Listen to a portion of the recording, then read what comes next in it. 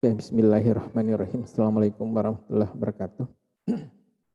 Alhamdulillah, segala puji kita panjatkan kehadirat Allah Subhanahu wa Ta'ala, karena kembali kita diberikan kesempatan, kita diberikan kemampuan kesehatan untuk bisa berjumpa di virtual room untuk melanjutkan pembahasan materi kita di program Digital Talent Scholarship 2021.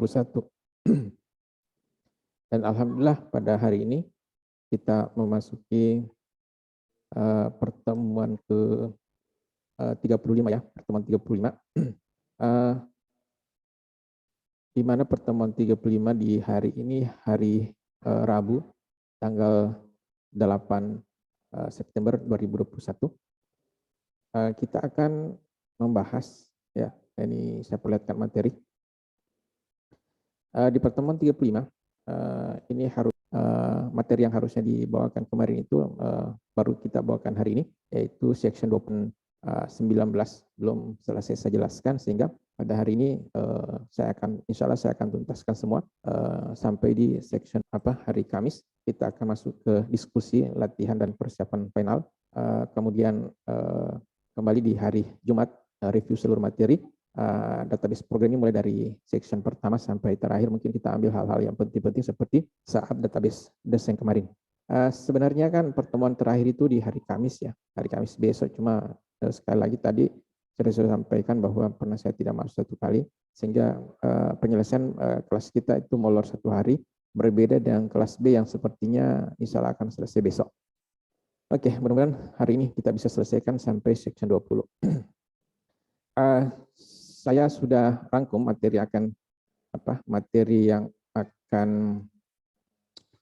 saya bawakan sampai sampai selesai di pertemuan ini sekitar 117 slide. Namun sebagian daripada slide itu sudah diterangkan kemarin. Ya, ini kan gabungan dari beberapa section dan sebagian sudah diterangkan kemarin.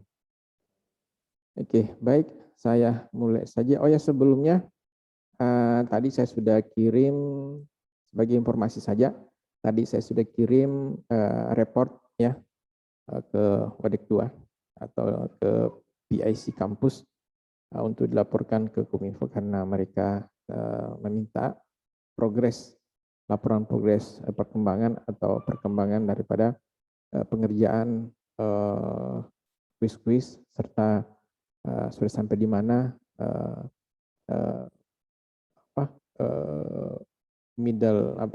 UTS-nya atau midterm-nya. Tadi saya sudah kirim, saya sudah download, nanti akan saya share data terakhir.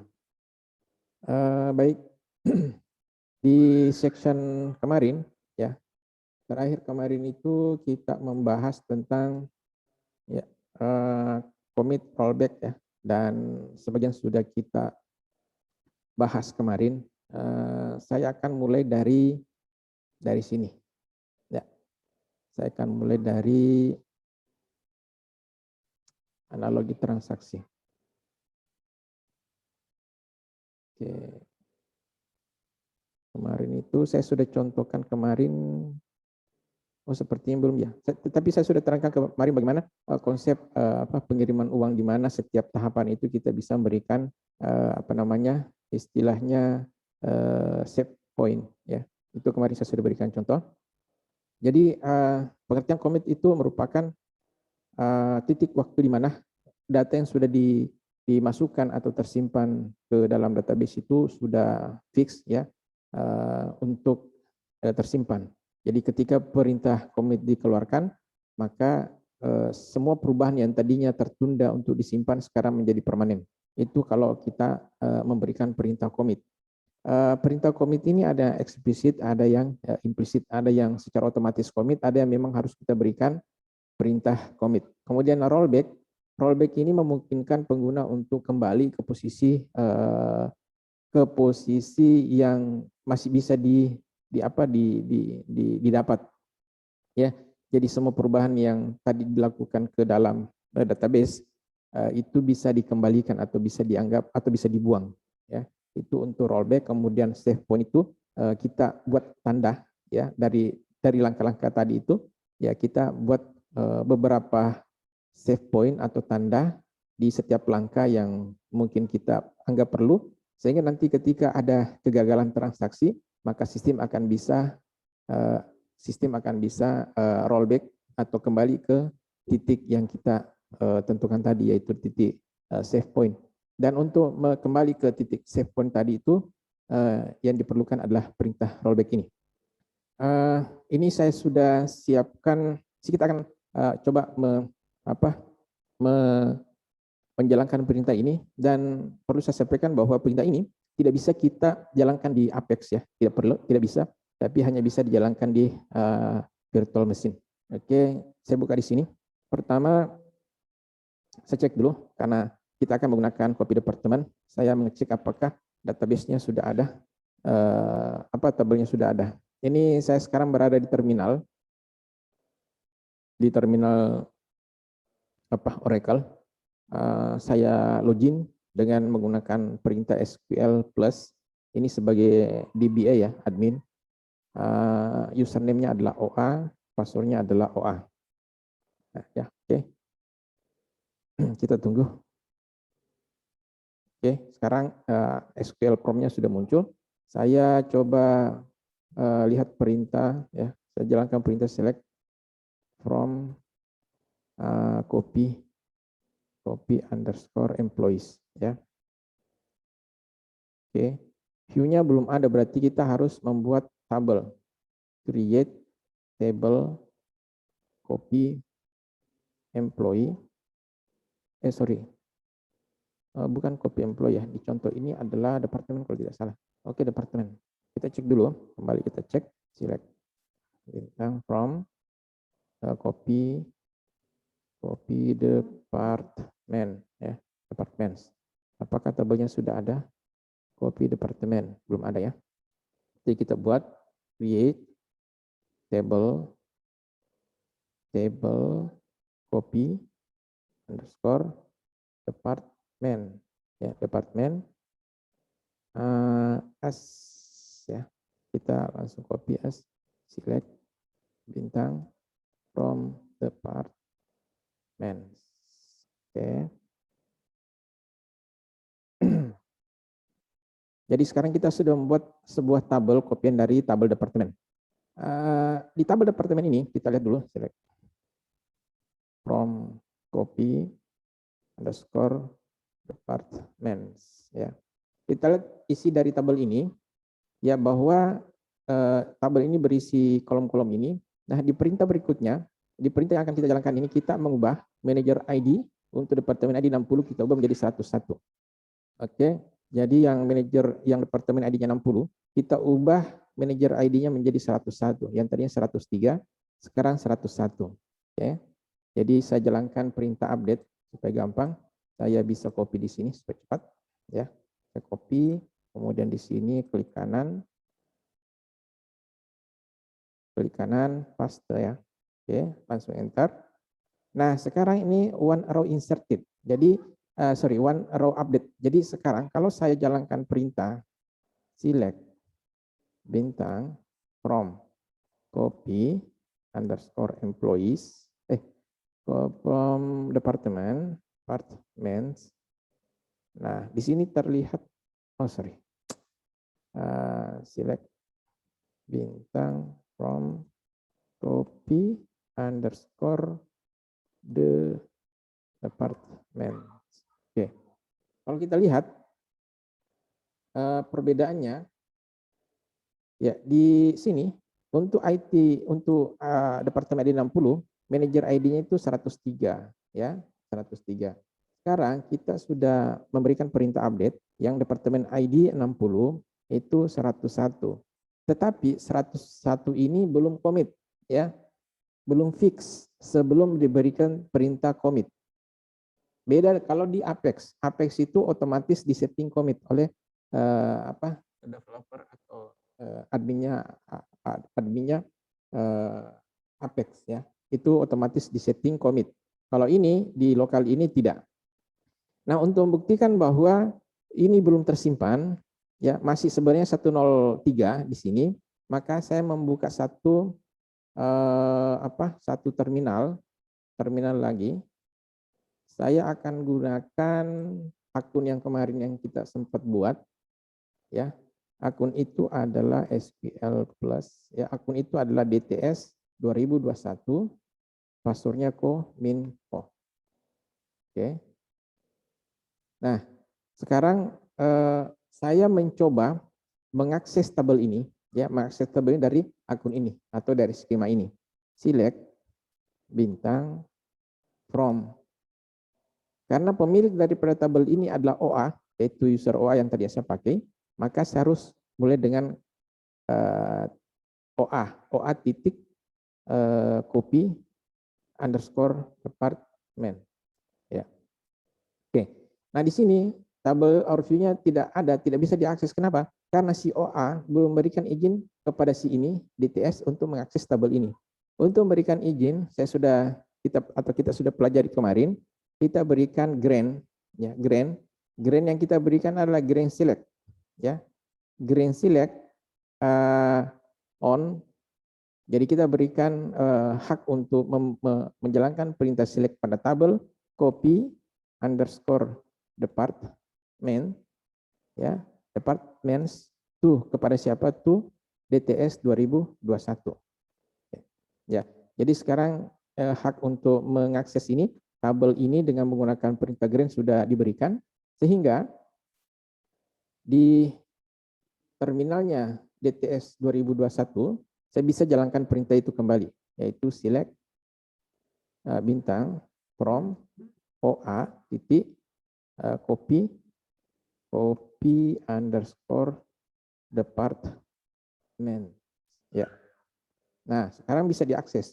Cuma perhatikan, ya, di sini IT departemen ID 60 itu data yang tersimpan. Oh, ini sudah satu-satu, ya. Tunggu. Oh, ini langsung commit. Oh, langsung commit. Kenapa? Karena tadi saya memberikan perintah ini, ya. Jadi harusnya tadi dari awal. Oke, kita coba yang lain, ya. Kita coba yang lain, misalnya saya ubah lagi supaya muncul bisa kelihatan, ya.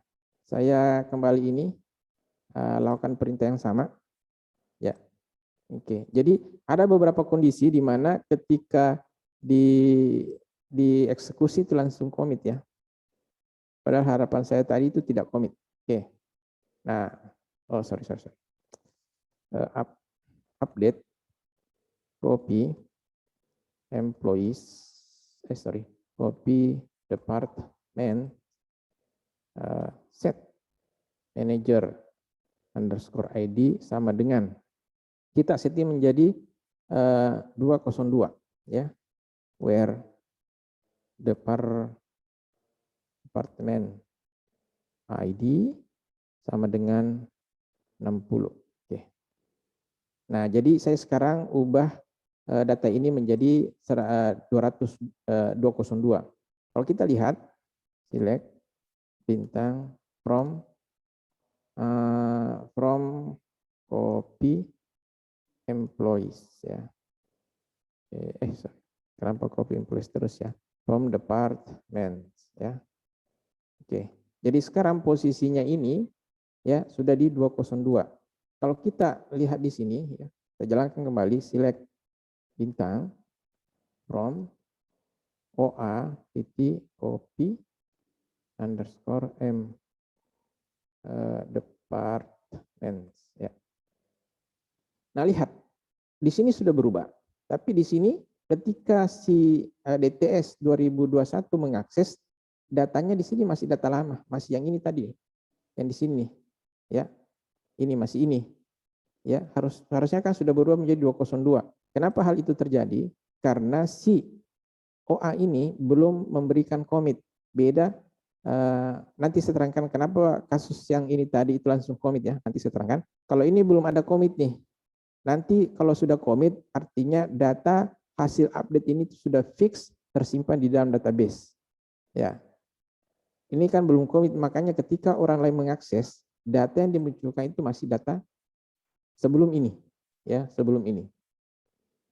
Nah, itu yang terjadi. Kalau mau agar supaya si DTS 2021 ini mendapatkan data terbaru 202, maka si OA harus memberikan perintah commit ya. Oke, commit complete. Kemudian si DTS 2001 kembali memberikan perintah yang sama, bisa untuk menjalankan perintah ini kembali. Di sini bisa kita ketik garis miring baru enter. Nah, di sini ya. Nah, ini kelihatan bahwa yang tadinya 101 sekarang sudah 202. Oke. Nah, seperti itu konsep daripada commit ya. Jadi kalau kita melakukan perubahan pada tabel, orang lain yang mengakses data tersebut, saya ulang, jika kita melakukan perubahan data pada sebuah tabel dan belum commit, maka orang lain yang mengakses tabel tersebut masih mendapatkan data lama, ya, masih mendapatkan data lama. Ya, itu mohon dipegang konsep ini supaya nanti kita bisa mengerti di hal lain di materi ini. Oke. Kemudian bisa juga kita memberikan save point, ya. Kita memberikan save point artinya ketika kita menjalankan langkah-langkah perubahan data, di setiap langkah itu kita bisa memberikan save point. Formatnya adalah save point diikuti dengan nama save point. Di sini namanya one, mungkin nanti 2, 3, 4, save point 2, save point 3, dan seterusnya. Ketika ada masalah, maka kita bisa kembali ke titik di mana kita simpan save point tersebut dengan perintah rollback to save point. Kita tentukan di mana. Contohnya ini, ya, oke. Ini adalah perintah untuk tambah data. Coba kita jalankan ya. Oke, kita jalankan. Oke, saya jalankan di sini karena yang punya data adalah si OA. Ya, klik kanan. Oke, insert into copy department. Yang diupdate adalah ditambah data ya. Oke, tambah data. Yang tadinya 130 di sini tidak ada departemen ID 130 ya. Kemudian langkah selanjutnya adalah melakukan update, Oke. Select bintang from copy underscore department. Ya. Ini yang baru ya. Ini yang baru. Kemudian selanjutnya ada perintah update lagi. Nah, perhatikan. Perintah update ini ada masalah. Masalahnya adalah tidak ada kata where. Oke, di sini harusnya kan biasa update copy departemen, set departemen ID sama dengan 40 where dan seterusnya. Akibat daripada perintah ini, ya, semua data di kolom departemen ID berubah menjadi 140. Oke, saya enter. 9 baris terupdate, artinya semua ini terupdate. Ini kan hal yang salah. Oke, hal yang salah. Ya, coba kita lihat. Select bintang from copy department. Oke. Nah, lihat 140. Tetapi kalau kita akses dari sini, orang lain yang akses, select bintang from OA titik copy underscore department. Ya. Data yang muncul masih data lama. Artinya ini belum komit nih. Perubahan data ini belum komit. Karena belum komit, maka untuk mengembalikan, ini kan ceritanya salah nih. Ya, ini salah nih, perintah ini salah. Ya. Tapi walaupun salah, hasilnya seperti walaupun salah belum komit. Makanya ketika orang lain mengakses tabel ini, data yang muncul masih data lama, yang ini yang di atas. Nah, karena ini salah, maka si OA, user OA ini akan mengembalikan ya ke posisi semula. Ya, sebelum perintah ini terjadi, maka dia bisa memberikan perintah rollback seperti ini, rollback ya, rollback. Cuma tadi kita lupa memberikan save point ya, save point 1, tidak apa-apa. Oke, kita coba, tadi saya lupa berikan perintah save point 1 ini. Kalau saya tadi sempat memberikan perintah ini, maka yang saya pakai adalah rollback to save point 1. Artinya yang ini akan terhapus semua perubahan ini. Ya. Nah, sekarang kita coba lihat apa akibat daripada perintah rollback. Ya. Rollback. Oke, kita lihat apa yang terjadi dengan rollback. Select bintang from copy underscore employees. Aduh, kenapa employees terus ya? select bintang from copy underscore department. Oke, select bintang from copy department. Nah, dia kembali ke ini, kembali ke awal ya. Jadi perintah ini tadi ikut terhapus, hasil dari perintah ini ikut terhapus. Karena ini juga membutuhkan commit. Ini membutuhkan commit dan belum ada perintah setelahnya yang membuat dia commit, ya. Beda hanya kalau seperti ini misalnya, ya. Beda hanya kalau misalnya seperti ini. Saya jalankan perintah ini, ya. Saya jalankan perintah ini.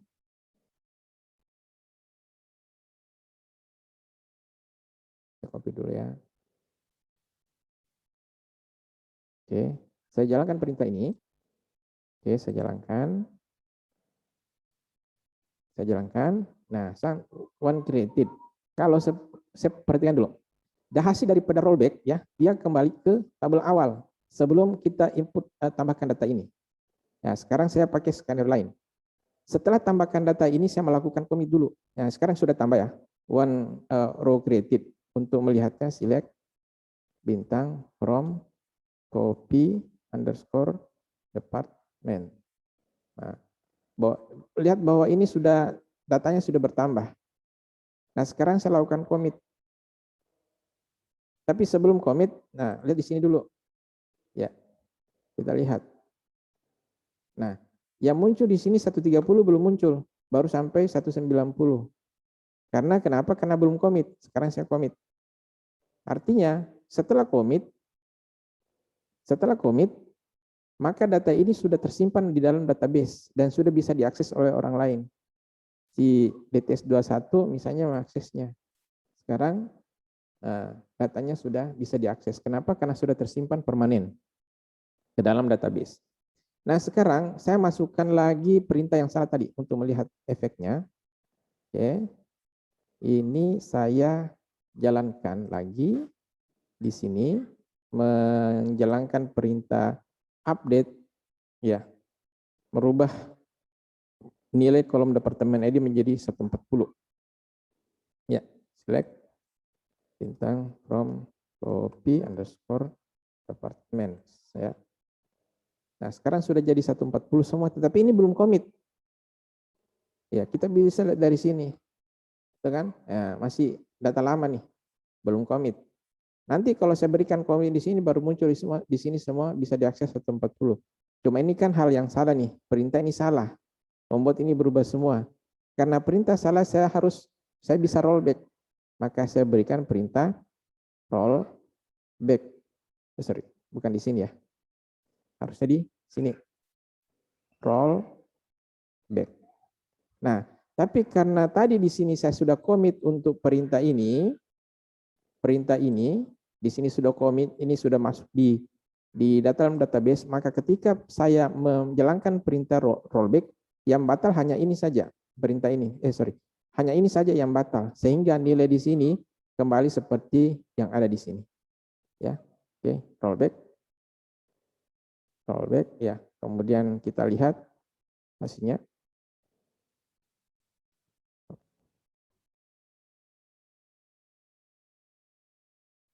Oke, jadi kembali ke semula. Oke, jadi itu kita bisa bolak-balik selama belum komit, ya. Kemudian save point tadi tidak sempat saya terangkan, tapi mudah-mudahan konsepnya sudah bisa dimengerti. Jadi tadi itu ya, sebelum menjalankan perintah ini, sebelumnya itu dibikin dulu save point. Kemudian dijalankan perintah ini, baru menjalankan perintah ini, ya. Kemudian karena ini ada masalah, ini di sini ada masalah, maka diberikan perintah rollback ke save point 1, yaitu di sini nih. Nah, karena kembali ke save point 1, maka seluruh perintah setelah save save point 1 tadi akan batal. Jadi yang batal itu dua ini. Dua perintah ini batal, ya. Oke. Kemudian kapan satu transaksi mulai? Ketika kita memberikan perintah data manipulation seperti transaksi itu dimulai, ya. Itu otomatis transaksi dimulai, commit atau ada rollback. Ya seperti data yang sudah diinput tadi itu fix, ada rename dan seterusnya. Nah, tadi data yang kita berikan perintah itu hanya select, tidak pernah kita membuat perintah create, alter, drop, rename dan seterusnya. Jadi di sini tadi ya, tidak pernah kita memberikan perintah itu, alter, drop dan sebagainya. Perintah yang kita jalankan setelah update data atau insert data hanyalah perintah select, dan perintah select itu tidak menyebabkan commit.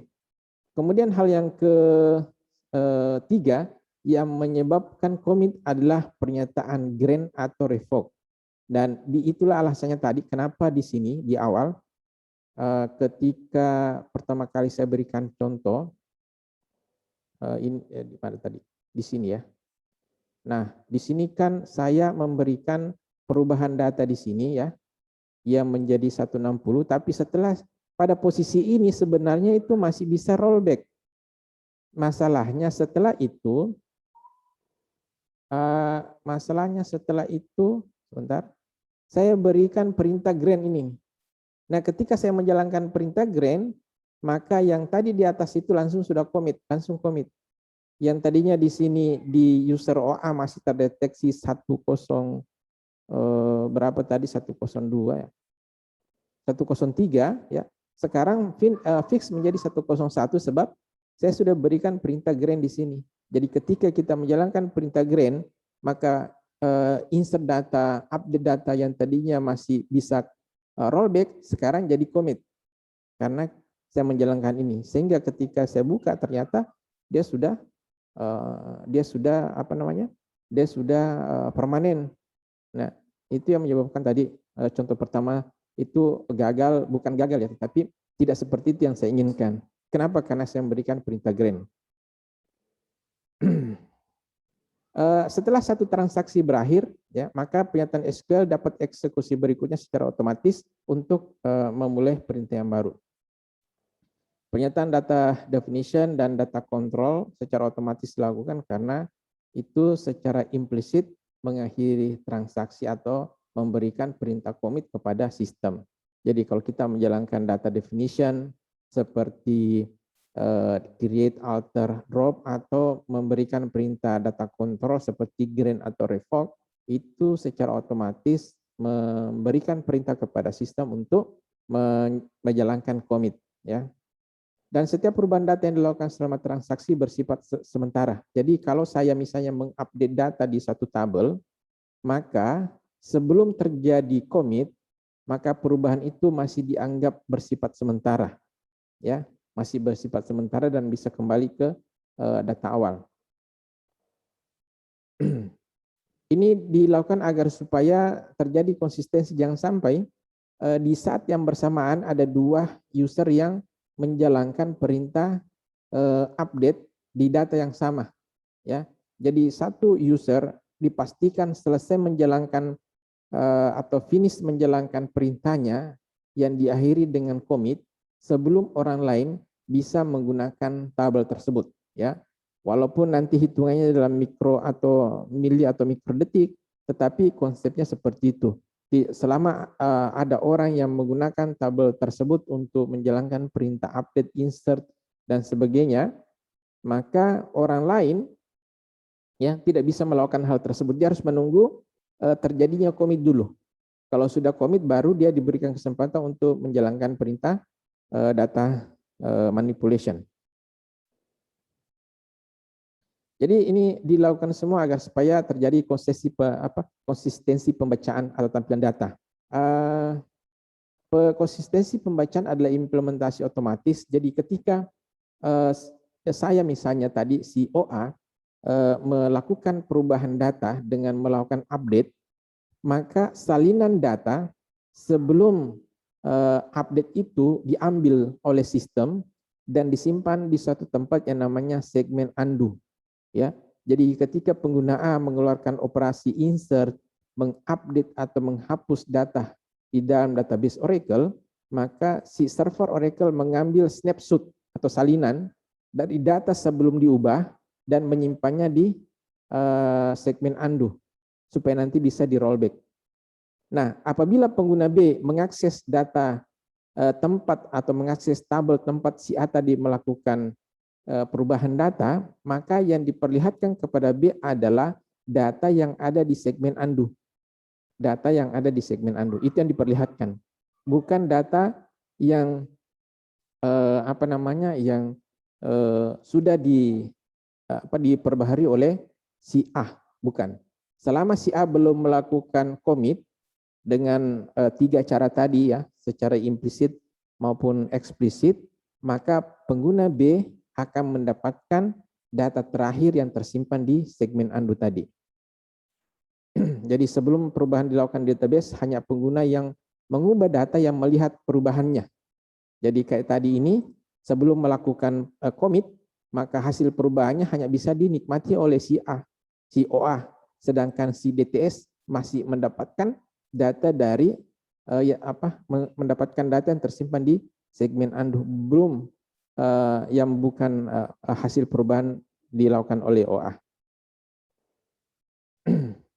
Dengan demikian, konsep ini menjamin bahwa pembaca data melihat data yang konsisten, yang tidak sedang menjalani perubahan, ya, yang tidak sedang menjalani perubahan. Jadi nanti betul-betul sudah berubah, sudah komit, baru data itu boleh dilihat oleh orang lain. Ketika pernyataan data manipulation dijalankan, perubahan apapun yang dibuat ke dalam database menjadi terlihat oleh siapapun yang menjalankan perintah select.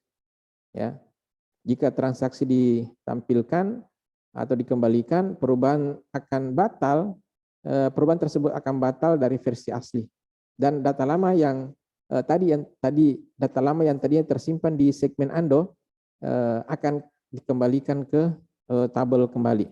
Itu kalau misalnya transaksinya gagal, ya. Apabila transaksi gagal sehingga terjadi rollback, apakah itu secara otomatis maupun dengan perintah rollback, maka data salinan yang tersimpan di segmen undo itu akan dikembalikan ke tabel, ya. Sehingga semua pengguna melihat database seperti yang ada sebelum transaksi dimulai, ya. Jadi semua mendapatkan data yang sama. Ini menjamin datanya konsisten. Jadi commit dan rollback ini memastikan konsistensi data, ya. Memungkinkan dilakukannya di pratinjau, perubahan data sebelum dibuat permanen, dan juga untuk mengelompokkan operasi secara logis. Kemudian untuk save point itu digunakan untuk menciptakan titik transaksi yang mana kita bisa kembali di tahapan-tahapan tanpa harus membatalkan seluruh transaksi. Ya, coba saya lihat apakah seingat saya tadi saya ingin saya ingin memperlihatkan sebuah skenario. Cuma apakah saya sudah siapkan atau belum ya? Dan tadi banyak kegiatan di kampus, jadi ada rapat juga tadi. Excel 18 kasus, apakah saya sudah update di sini? Oh, tidak ada ya. Oke, saya terangkan saja begini. Ketika sebagai contoh misalnya ketika kita mau membeli barang di toko online misalnya, yang kita pertama kali lakukan adalah login kan, misalnya di toko tertentu ya. Misalnya kita login dulu. Setelah login, kita browsing memilih barang yang akan kita lakukan, yang akan kita beli. Setelah kita memilih barang, baru kita lihat keranjang ya, lihat keranjang. Barang yang kita beli itu akan tersimpan di keranjang. Kemudian setelah itu kita melakukan check out. Setelah check out kita mengirimkan memilih tipe pembayaran misalnya. Kemudian setelah itu kita bayar. Kemudian setelah bayar, si penjual kan akan mengirim barangnya. Sekarang terjadi masalah. Yang terjadi masalah adalah ketika kita tidak punya terjadi masalah, misalnya apa yang biasa terjadi ya, barangnya tidak ada misalnya, ya, barangnya habis di toko misalnya. Nah kalau barangnya habis, kan ada beberapa langkah tadi ini. Barangnya habis kan artinya tahapan tersebut gagal. Kalau gagal kan rollback-nya bisa saja kembali ke login. Ini kan ada beberapa tahapan tadi nih. Ada beberapa tahapan login, memilih barang, kemudian check out, kemudian membayar, dan seterusnya. Oke. Jadi anggaplah kita sudah bayar, kan terkadang ada kasus kita sudah bayar tetapi apa namanya, barangnya tidak ada, sehingga penjualnya menyampaikan maaf barang kami habis, ya padahal sudah bayar nih. Nah, kalau tidak ada fasilitas rollback itu akan jadi masalah. Nah, dengan adanya fasilitas rollback maka kita bisa menciptakan kita ini balik ke titik yang mana, apakah titik login atau setelah login yaitu memilih barang atau bagaimana. Kalau di tiap tahapan tadi ini kita tidak menciptakan atau membuat sebuah save point, maka ketika ada satu tahapan gagal, maka kembali ke awal, yaitu kembali ke login. Padahal seharusnya kan tidak perlu. Cukup misalnya di tahapan kedua, misalnya browsing lagi misalnya. Ya. Dengan adanya fasilitas save point ini, kita bisa menentukan di tahapan mana kita boleh kembali ketika satu tahapan terjadi masalah. Ya. Nah, itu untuk save point. Dalam transaksi yang ditujukan dalam grafik ini, pernyataan delete dikeluarkan, ya. Jadi pertama delete dulu. Nah, jadi ada transaksi, kemudian menghapus. Ini proses menghapus, kemudian dibuat sebuah save point. Namanya save point A. Setelah save point A dibuat, perintah berikutnya adalah insert, kemudian melakukan update, baru kemudian bikin lagi save point B. Kemudian lakukan lagi perintah insert. Lihat, di sini ada 2 save point.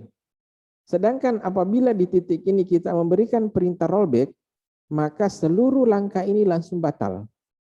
Seluruh langkah ini langsung batal. Tetapi ketika kita memberikan perintah rollback to save point B, maka yang batal hanya insert saja. Ya. Dan apabila kita memberikan rollback to save point A, maka yang batal adalah insert, dan sebelum insert itu ada update, dan sebelum update itu ada insert lagi. Jadi yang batal hanya ini.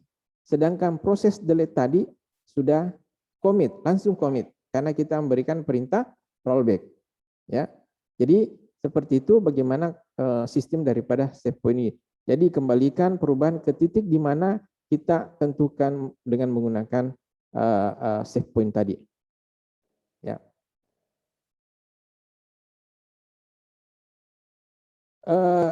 Pemrosesan secara otomatis, ya, penerapan secara otomatis akan perubahan tadi, yaitu commit, itu akan terjadi apabila dikeluarkan perintah DDL, data definition, seperti misalnya create table atau alter table dan seterusnya. Itu satu, langsung akan terjadi commit. Yang kedua, commit akan terjadi apabila ada pernyataan DCL, ya. Ada perintah data control, yaitu tadi grant, Anda memberikan perintah grant atau Anda memberikan perintah revoke, maka otomatis terjadi commit. Kemudian seorang pengguna keluar secara normal dari utilitas Oracle database. Jadi misalnya ini seperti ini, saya langsung memberikan misalnya begini, ya. Di sini pada posisi ini misalnya belum commit, tiba-tiba saya exit dari terminal. Ya. Tadi ada perubahan data, belum commit, ya, belum commit ceritanya, belum memberikan perintah commit. Tetapi yang saya lakukan adalah saya keluar dari sini dengan memberikan perintah exit di terminal ini, maka secara otomatis juga itu akan terjadi commit.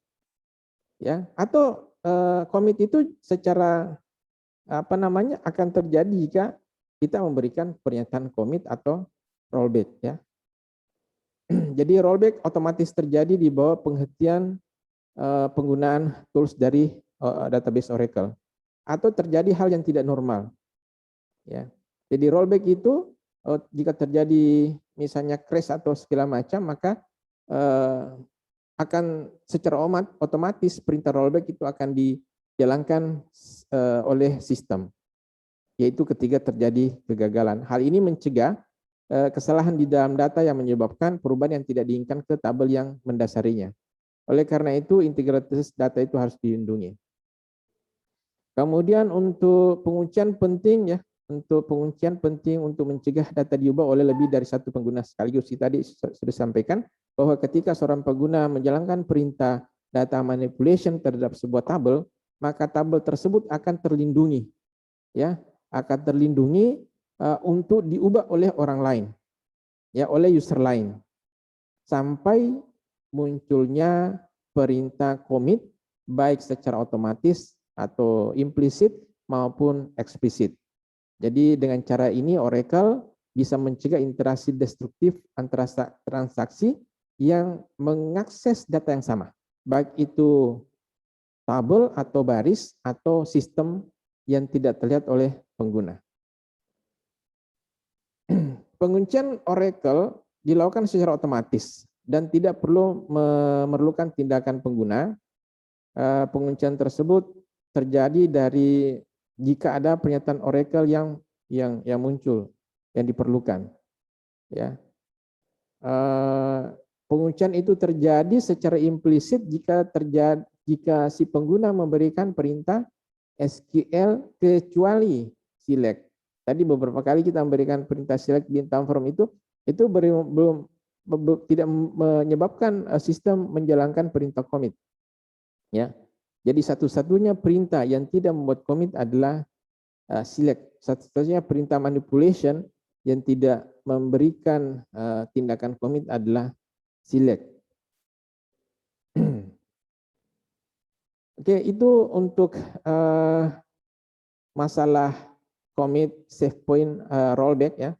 Kemudian berikutnya pengujian ya. Nah, ini terkait dengan project. Ini terkait dengan project secara secara singkat ya, bahwa project yang Anda buat itu nanti itu harus diuji. Nah, kalau begitu apa yang diuji? Baik, untuk project saya terangkan secara singkat begini. Mohon diperhatikan ya. Untuk project Anda, yang pertama itu kita mulainya dari database design yang dulu ya. Jadi yang Anda buat adalah membuat ERD-nya. Membuat ERD ini menggunakan data modeler. Itu satu. Setelah Anda membuat ERD-nya, Anda generate data definition language-nya atau DDL-nya. Itu juga dilakukan di data modeler. Ya. Data DDL itu Anda generate, kemudian Anda ambil, ya, Anda bisa download dari aplikasi data modeler.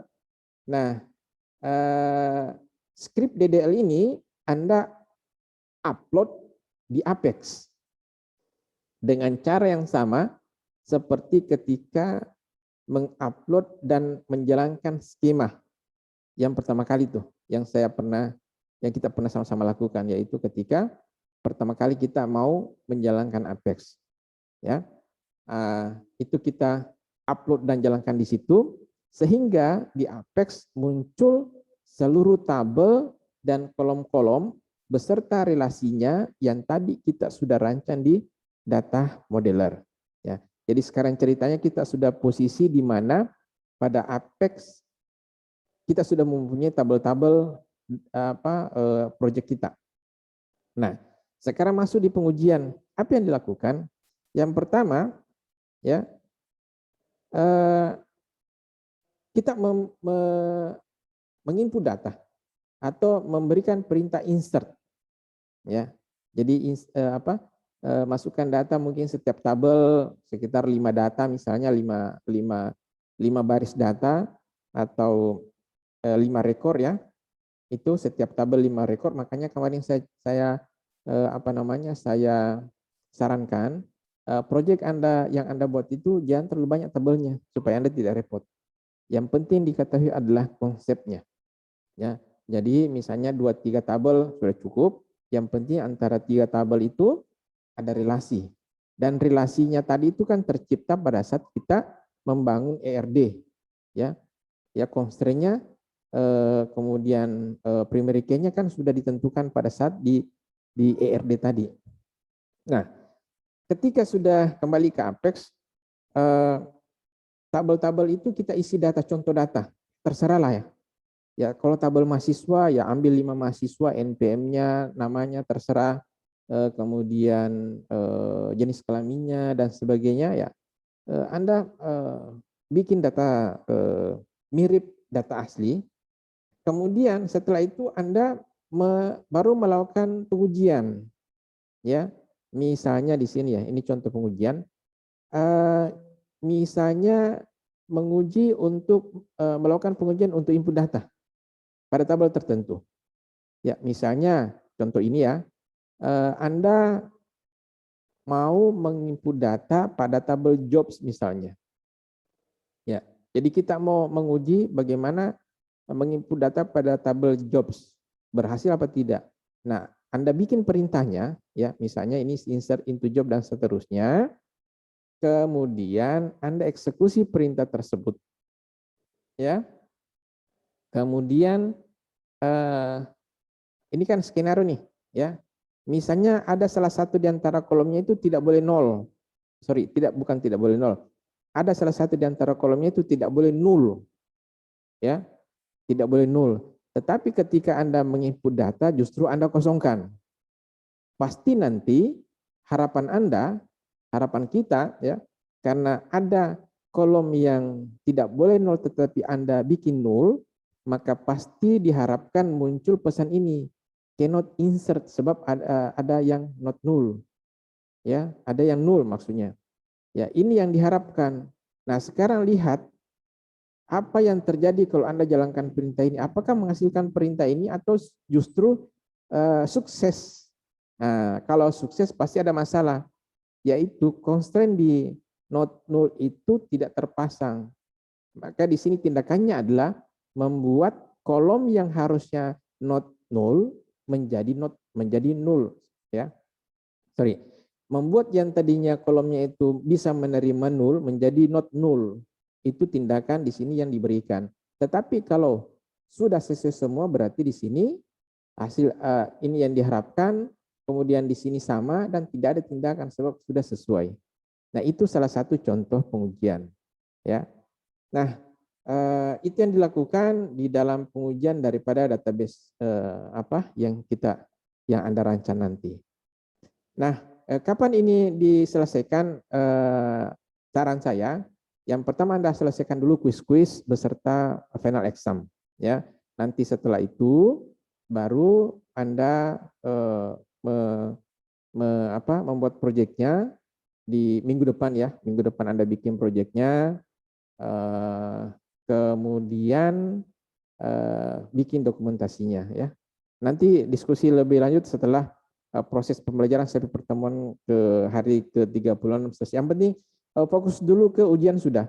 Ya, fokus dulu ke menyelesaikan kuis dan final exam. Sebab itu yang Kominfo akan review ya. Oke, kita lanjut materi. Jadi di pengujian ini kita akan melihat bagaimana respon sistem.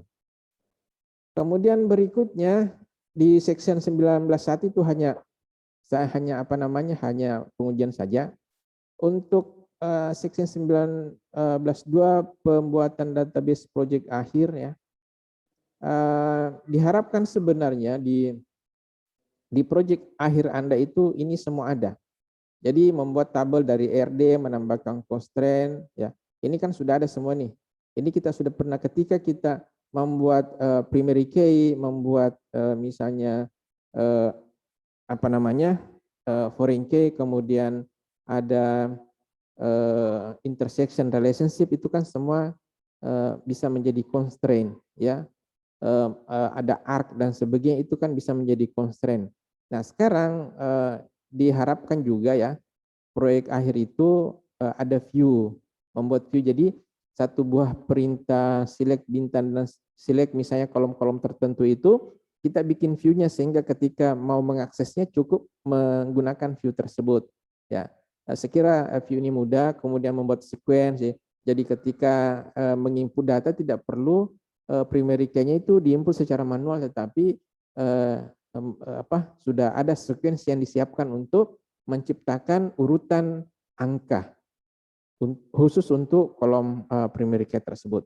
Kalau menempatkan data ke dalam tabel kan tadi perintah insert ya, insert data, insert table, kemudian membuat indeks ya, membuat sinonim, menguji database dengan perintah tadi ya, misalnya mengupdate atau menginsert data dengan menyalahi aturan ya.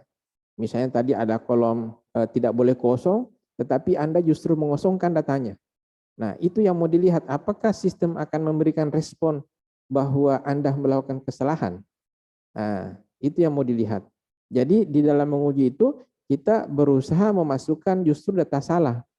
Ya, data salah sebanyak-banyaknya ya. Setiap jenis pengecekan itu kita input data yang salah sebab kita ingin memastikan bahwa sistem bisa memberikan respon jika kita melakukan kesalahan. Kalau datanya benar ya tidak jadi masalah dan itu yang kita harapkan memang. Tapi yang kita khawatir jangan sampai pengguna nanti memasukkan data yang salah dan sistem menerima. Itu tidak boleh terjadi ya. Kemudian mempresentasikan proyek akhir ya. Kalau mempresentasikan proyek akhir kayaknya untuk sesi online ini tidak ada ya. Tidak ada.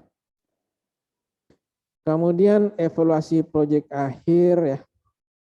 Cuma itu saja untuk section ini menyampaikan apa-apa yang harus dilakukan di proyek akhir. Nanti kalau misalnya ada yang bertanya boleh ya. Kemudian di tinjauan akhir 19.3. Nah, tinjauan akhir ini rangkuman dari seluruh perintah-perintah yang ada ya. Jadi tidak mungkin kita terangkan satu-satu. Jadi maksudnya begini, kenapa ini dirangkumkan ya? Jadi kalau misalnya Anda mencari rumus perintah tertentu, tidak usah buka daripada section-section yang kita sudah pelajari sebab di sini sudah ada rangkumannya. Kalau perlu, ini mungkin bagus Anda cetak ya, yang section ini.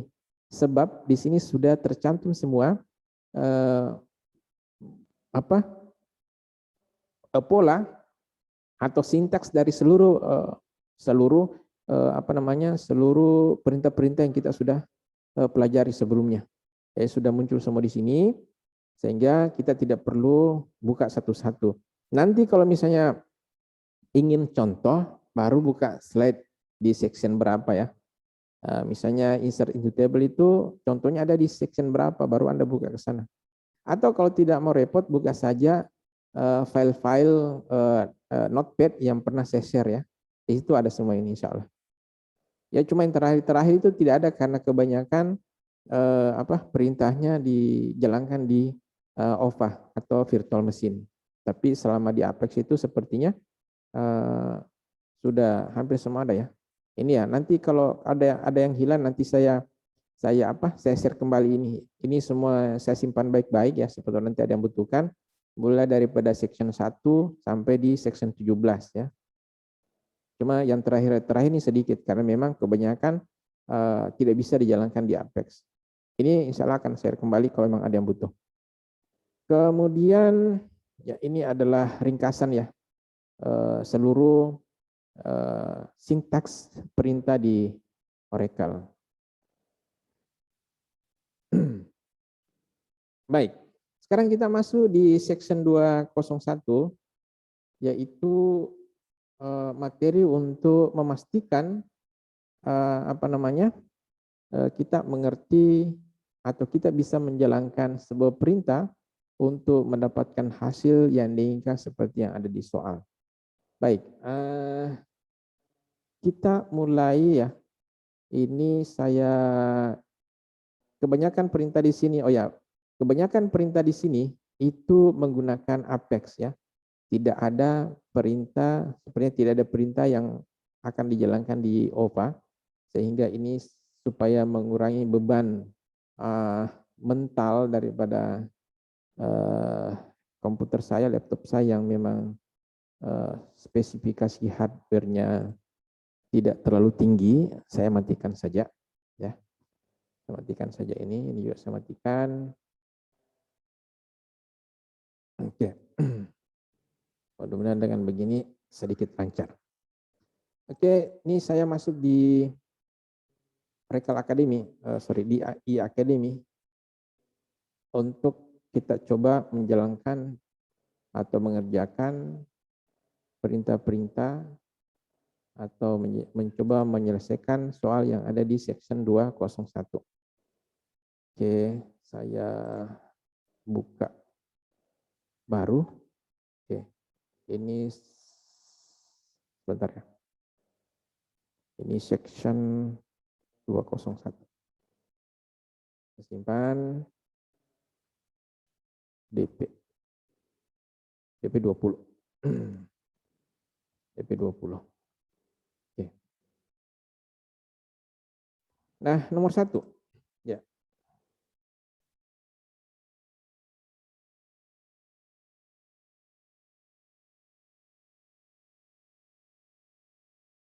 Kita diminta untuk membuat tabel berikut ini. Create table ya. Nah, kita mungkin ini dipakai untuk seluruh soal-soal yang ada ya. Kita copy saja ya. Jangan menyusahkan diri ya. Kan disuruh buat tabel ini ya dengan perintah ini. Kita jalankan saja. Ya. Oke, saya jalankan create table, jalankan. Oke, tercipta. Nah, yang kedua disuruh buat tabel ini, tabel DEPT yang merupakan kopian dari tabel departemen. Kita tidak usah susah-susah, kita jalankan saja. Oke, kita jalankan. Oke, tabel created ini adalah halaman berapa ya? Jadi saya biasanya kasih berapa ya? Halaman 5 ya. Oke, halaman 5. Halaman 5 ya.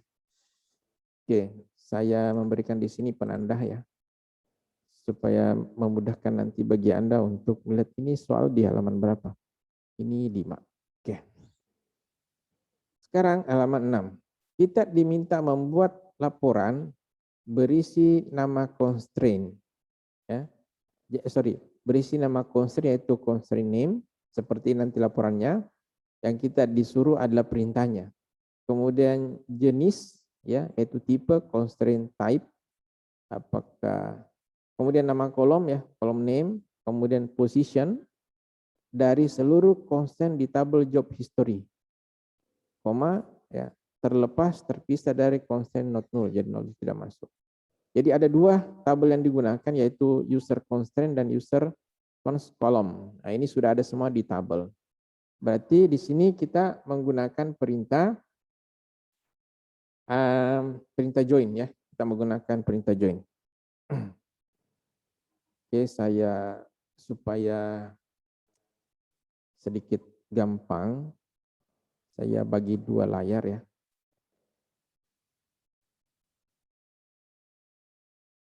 Besok kita akan lanjutkan pembahasan seperti ini ya.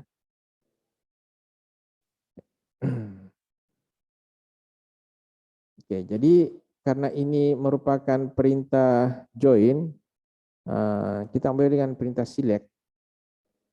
Yang pertama itu constraint name, ya, constraint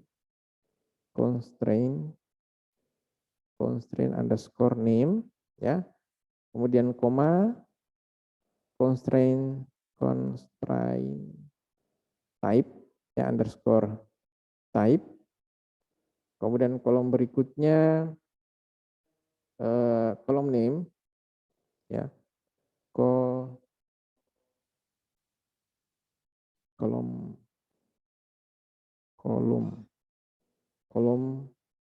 underscore name.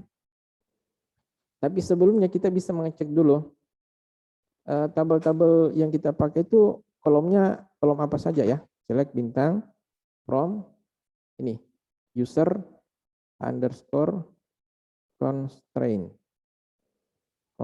ya. Kita lihat tabel ini berisi apa saja. Oke. Select, aduh ini select from user constraint. Nanti kalau setiap mengetik perintah itu mesti cermat ya. Agak lama.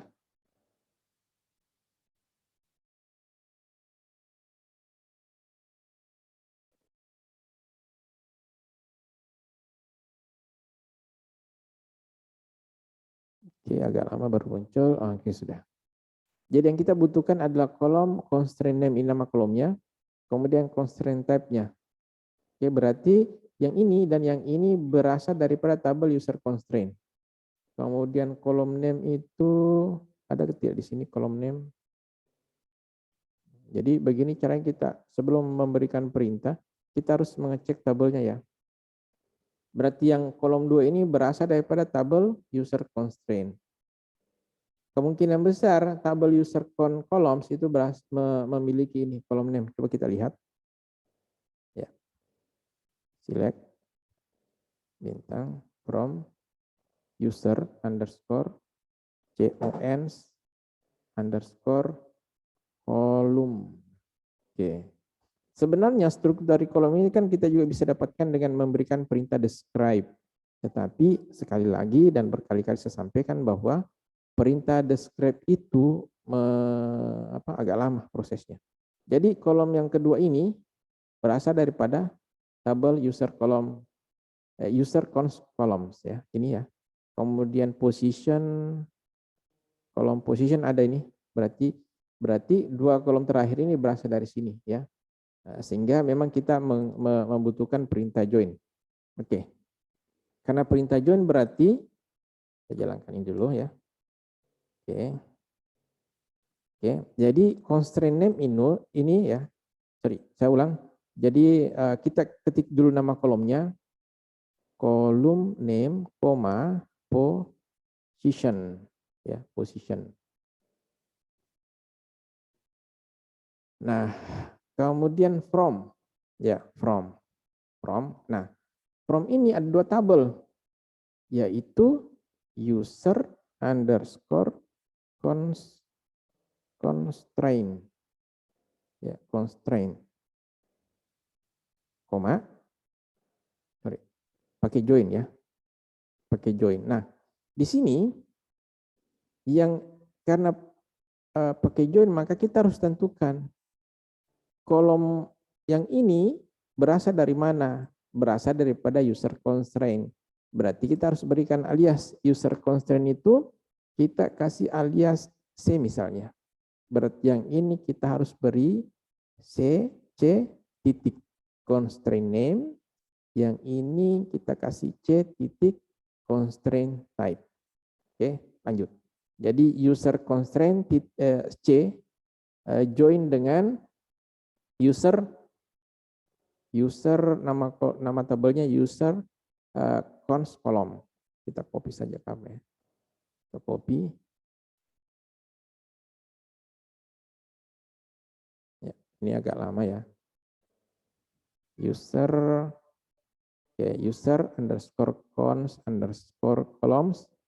Nah ini kita beri alias misalnya apa?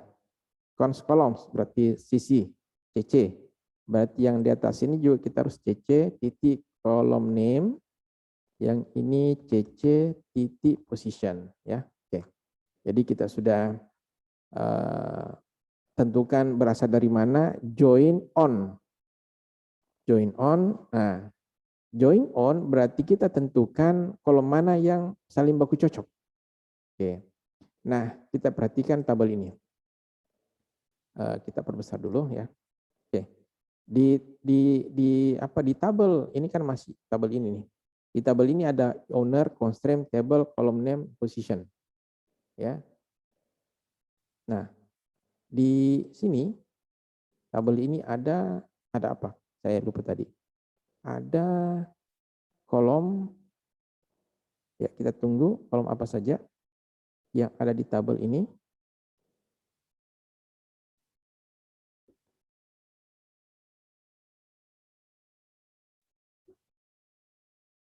Kita await ya, await.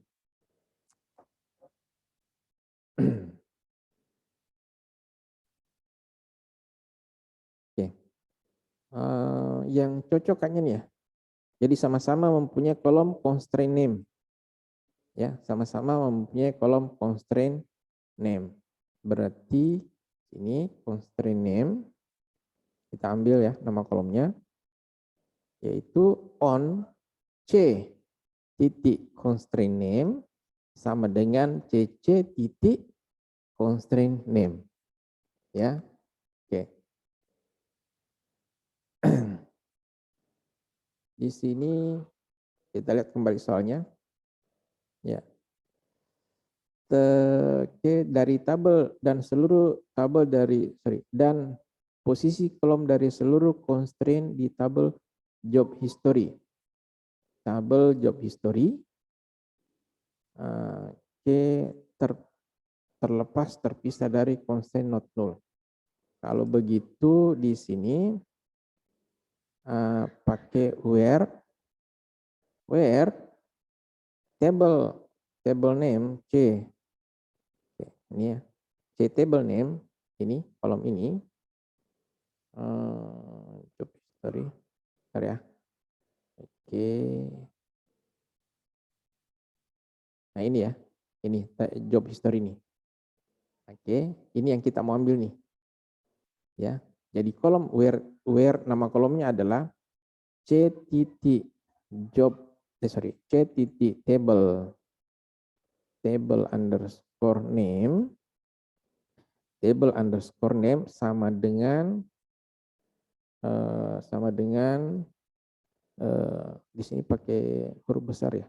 Oke, pakai huruf besar semua. Ingat bahwa ini case sensitif ya, sampai salah. Job history ya, job history.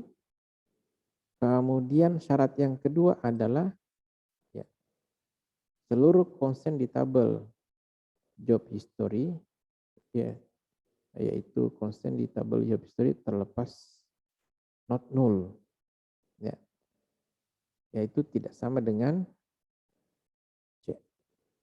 Oke. Kalau begitu di sini n pakai n C titik constraint. C titik constraint. Lihat. Constraint tab kemana ya? Nah ini ya.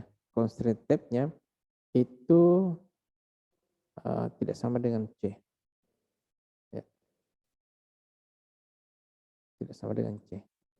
Constraint type. Bentar ya. Constraint underscore type itu tidak sama dengan C. Oke. Di sini kelihatan bahwa yang muncul itu hanya PR ya. Tipe constraint-nya PR dan seterusnya.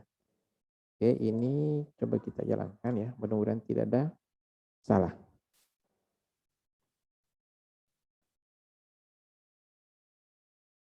Oke, invalid SQL statement. Apanya yang salah ya?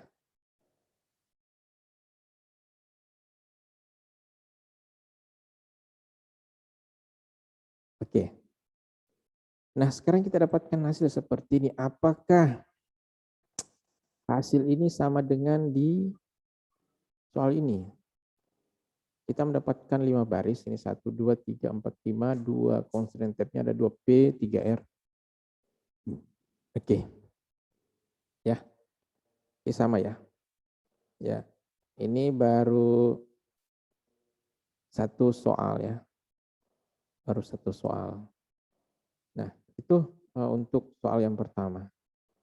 Kemudian soal yang kedua, membuat perintah constraint primary key pada kolom employee ID tabel EMP. Jadi tugas kita adalah membuat constraint primary key. Kenapa harus dibuat? Karena di tabel EMP yang merupakan kopian tadi itu yang terkopi hanya strukturnya, kolom-kolomnya, tipe datanya, ya lebar tiap kolomnya, tetapi yang mana primary key itu tidak terkopi, constraint-nya tidak terkopi.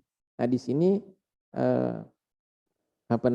di sini kita diminta untuk melakukan alter terhadap kolom employee ID ya, supaya kolom employee ID itu menjadi primary key ya, menjadi primary key.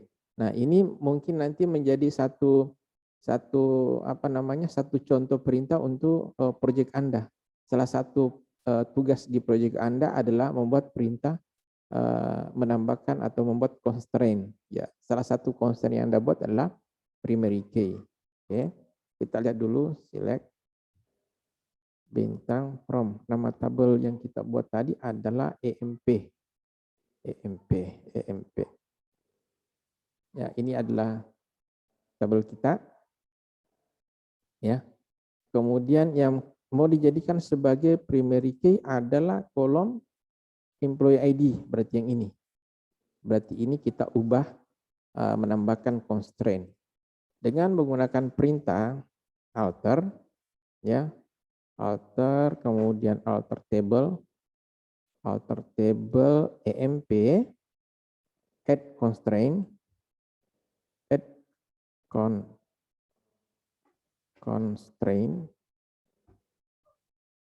constraint, kita namakan misalnya EMP underscore ID. Jadi nama ingat kembali bagaimana cara membuat constraint. Ini sangat mengganggu ini ya. Ini update dari Windows yang kurang bermanfaat. Oke, ini tidak penting ya. Oke. Nama constraint-nya adalah EMP ID. Kemudian underscore, karena ini merupakan primary key. Jadi di sini PK. Nah, jadi dari tabel EMP, dari tabel EMP, kemudian yang kita ubah adalah ID EMP, kemudian jenisnya adalah primary key, ya. Ini penamaan pola di dalam memberikan nama constraint ya. Itu jangan dilupa. Walaupun sebenarnya kita bisa memberikan nama yang lain, tetapi lebih bagus kalau pola ini dipakai supaya kita tahu, oh ini merupakan constraint primary key. Diambil daripada kolom EMP ID dari tabel EMP ya. Kemudian jenisnya adalah PK ya. PK dalam kurung, nah, kolom yang mana? Sebentar. Kolom yang dipakai adalah employee ID. Employee underscore ID. Oke. Ya. Ini adalah perintah untuk membuat constraint di nomor yang ini nih. Oke, kita coba jalankan.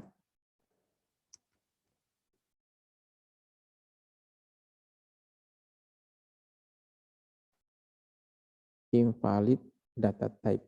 Sebentar. Alter table EMP, add constraint EMP free. Oke. Sorry.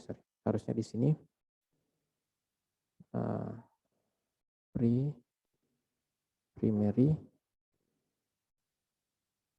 Primary key.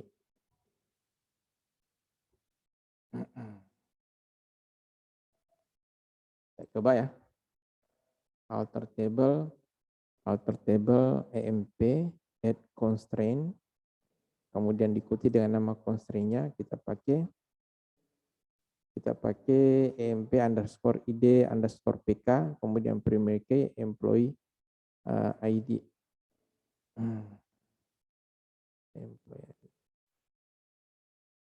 Kita jalankan. Oke. Sekarang table alter. Jadi kita mendapatkan pesan ini. Ini yang diminta ya. Jadi kita dapatkan table alter ya. Jadi sesuai dengan yang diinginkan. Sebenarnya pesan ini muncul, kita bisa menjalankan perintah apa saja sebenarnya. Yang penting ya pesan ini muncul ya. Bisa muncul, berhasil. Yang penting kita menjalankan perintah alter ya. Walaupun kita perintah yang kita jalankan bukan yang ini. Selama kita menjalankan perintah alter dengan sukses, ini akan muncul ya. Oke, kemudian berikutnya. Hal yang sama, kita disuruh untuk membuat primary key pada kolom departemen di di tabel departemen. Berarti polanya yang sama. Berarti di sini alter table nama departemennya adalah DEPT departemen ya. Kemudian add constraint. Nama constraint-nya kita namakan misalnya departemen D, kemudian departemen ID DEPT ID PK primary key, kemudian kolomnya adalah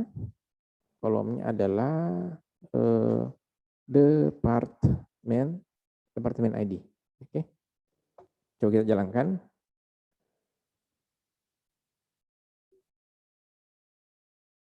Ya sama ya, hasilnya juga table alter. Berarti ini sukses kita jalankan. Oke. Berikutnya ya, mudah-mudahan ini bisa dimengerti ya. Oke, kemudian slide nomor berapa nih? Nomor 8. Oke, saya kasih tanda di sini halaman 8. Halaman 8.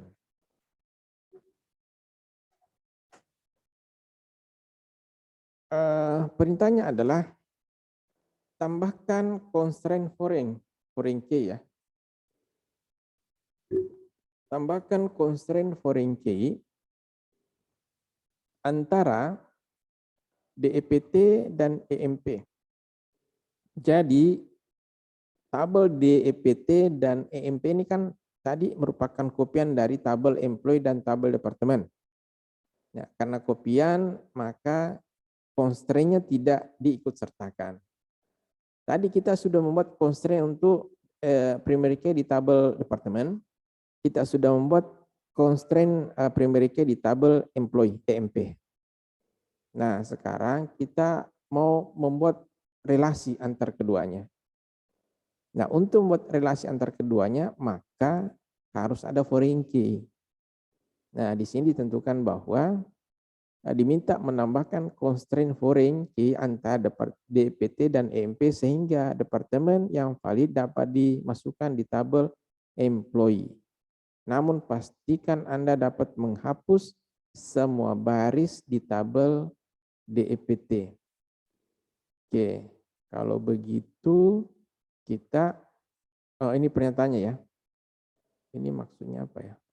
Oh, ini seperti kalau perintah ini alter table MP create constraint foreign key departemen ID referensi departemen ID ondel cascade. Nah, kalau ini masalahnya ada cascade ini. Ya. Ya. Karena Anda dapat menghapus semua baris dari DPT. Alter table MP create constraint. Kalau ini tambahkan berarti di sini harusnya add constraint. Oke, nama constraint-nya apa nanti kita tentukan. Foreign key, departemen ID. Oke. Dari kolom departemen ID referensi ke. Oke, kita coba.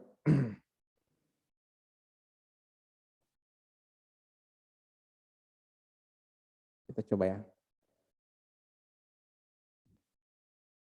Alter table EMP.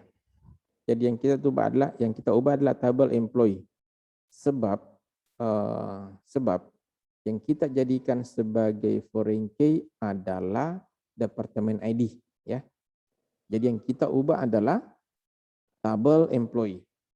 Karena nanti departemen ID ini menjadi foreign key di tabel employee. Oke. Jadi alter tabel employee, kemudian add constraint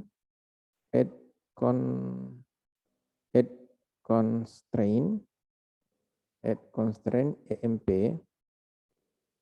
Oke, EMP underscore pakai kolom departemen ID, ya, call departemen, kemudian nama jenis constraint adalah foreign key underscore foreign FK, kemudian tipenya adalah foreign key, ya, yang kita ambil adalah kolom departemen ID.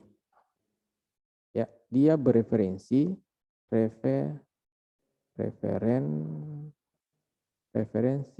bereferensi kepada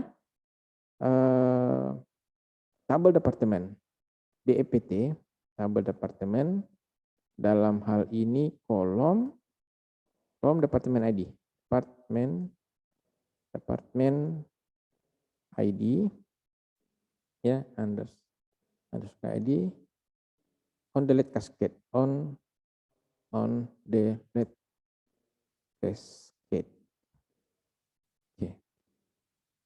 Kenapa on delete cascade? Supaya nanti kita bisa menghapus semua baris di tabel departemen, ya, yaitu di kolom induk tadi, tanpa menghapus data kolom departemen ID pada tabel employee. Oke. Kita jalankan. Oke, kita lihat apa ada yang bermasalah. Invalid alter comment, alter table. Ini ya. Salah ketik. Ya, harusnya tabelnya jangan bahasa Indonesia. Oke, table. Jalankan. Apakah masih ada yang salah? Oke, betul ya. Jadi kita sudah menjalankan perubahan perintah ini untuk memastikan hal ini terjadi. Kemudian, ya, sebenarnya kalau pertemuan fisik ini masing-masing mengerjakan langsung di PC yang dipakai, ya, bukan saya yang kerjakan. Nah, cuma sekarang agak susah kalau seperti ini. Oke, 9. Oke, 9 yaitu halaman 9, menguji constraint foreign key yang baru dibuat dengan mengikuti contoh berikut. Menguji constraint foreign key yang baru dibuat yang tadi ini dengan mengikuti contoh-contoh berikut pada slide ini. Select count. Oke. Select count plus 6 MP from MP. Oke, ini dicari berapa baris, ya.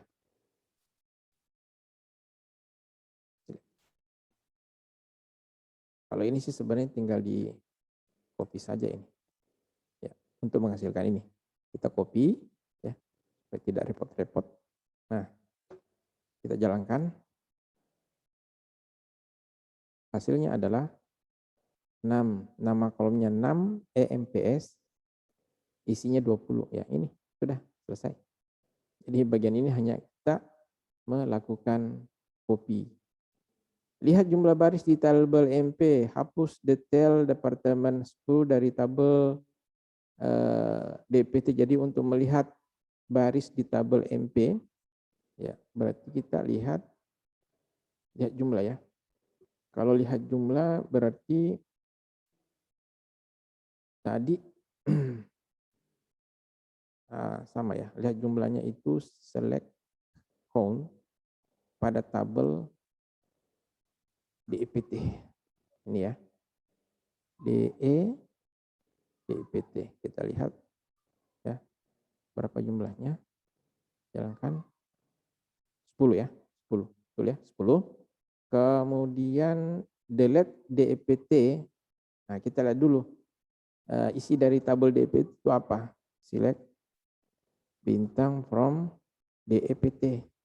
Kita lihat dulu, karena di sini diminta menghapus yang departemen ID-nya 10. Kita mau lihat yang mana yang terhapus nanti.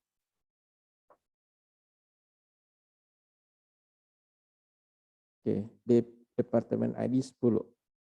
Oke, ada tidak? Oke. Jadi ini nanti harus terhapus nih. Dari tabel ini. Masih ada lagi? Oke, tidak ada. Berarti hanya satu baris yang terhapus. Tadinya jumlah 10, harusnya nanti jumlahnya 9. karena terhapus satu baris. Sekarang kita hapus. Perintah untuk menghapusnya itu sudah dikasih di sini. Delete DPT where department ID sama dengan 10. Berarti yang terhapus adalah baris yang department ID-nya sama dengan 10. Kita pas di sini, kemudian kita jalankan. Ya, kita jalankan. Hapus. Sudah terhapus satu baris, baru kita jalankan kembali ini untuk melihat tabel setelah penghapusan satu baris. Ya, ini tinggal 9 nih. Yang tadi departemen ID 10 sudah tidak ada. Oke. Untuk melihat barisnya kita tinggal jalankan perintah ini. Tadi kan 10 hasilnya, sekarang harusnya muncul 9 ya, betul ya. Oke. Nah, hasilnya 19.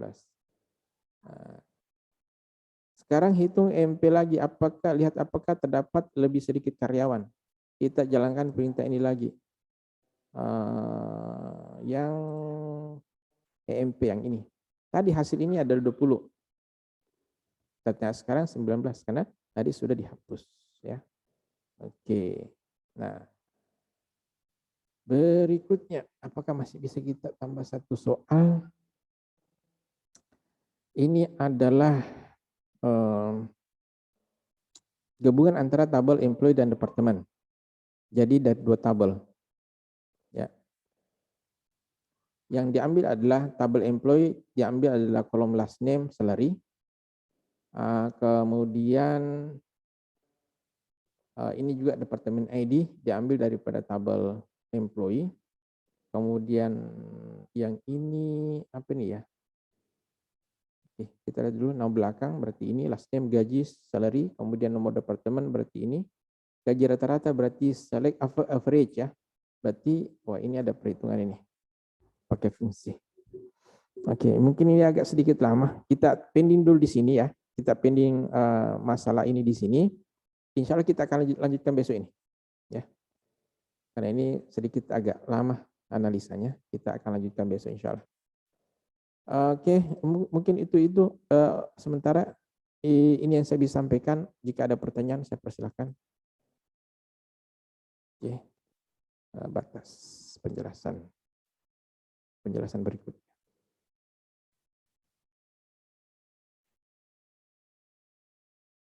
Ya, insya Allah ini kita lanjutkan besok.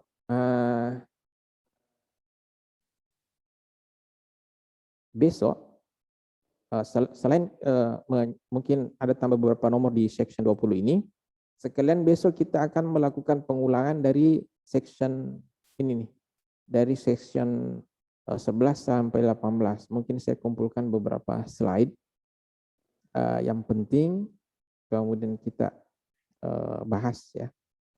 Mungkin dengan beberapa soal, nanti dilanjutkan lagi latihan soal di hari terakhir, hari Jumat insya Allah. Saya kira begitu. Ada yang ingin ditanyakan, silakan.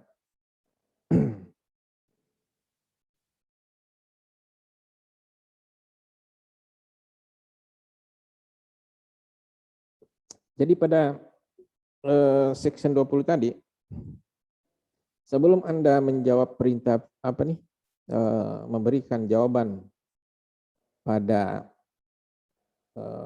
soal itu, pastikan Anda mengecek dulu tabel-tabelnya. Kita cek dulu tabel-tabelnya, bagaimana struktur tabelnya, mana kolomnya, kemudian kita lihat kalau pakai 2 tabel, yang mana di antara kedua tabel itu yang kolom-kolomnya sama. Di situ akan kelihatan, oh ini kalau join pakai ini misalnya. Ya seperti yang soal yang kedua tadi kalau tidak salah. Oke baik, kalau tidak ada pertanyaan, saya kira pertemuan hari ini cukup dulu. Alhamdulillah kita bisa menyelesaikan sebagian besar materi. Dan insya Allah akan kita lanjutkan besok. Terima kasih semua atas kehadirannya. Mudah-mudahan kita senantiasa diberikan kesempatan dan kesehatan untuk menyelesaikan seluruh materi yang harus dipelajari pada Digital Talent Scholarship ini. Demikian, wabillahi taufiq walhidayah. Wassalamualaikum warahmatullahi wabarakatuh.